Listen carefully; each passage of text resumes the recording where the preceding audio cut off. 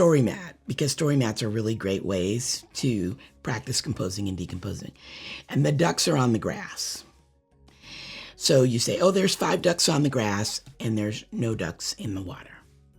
But if 1 duck went in the water, then you have 4 ducks on the grass and 1 duck in the water. And 4 and 1 make 5. Or if another duck went in the water, you'd have 3 ducks on the grass and you'd have 2 ducks in the water. And 3 and 2 make 5. Or if you had another duck go in the water, you'd have 2 on the grass and 3 in the water, and you have 2 and 3 make 5, and so forth.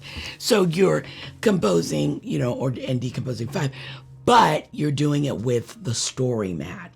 Super important. Watch what I do though, is I bring in the picture of this now, that I started with the 5 on the grass and I had 0.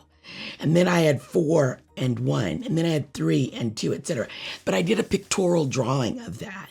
And then I went to a chart and I did the numbers, 5 and 0, 4 and 1, 3 and 2.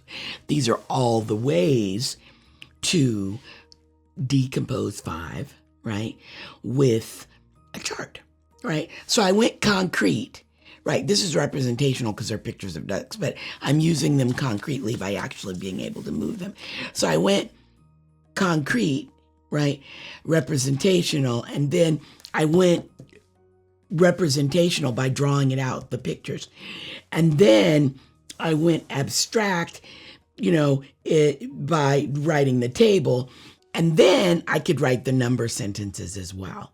So use those story mats to get your students practicing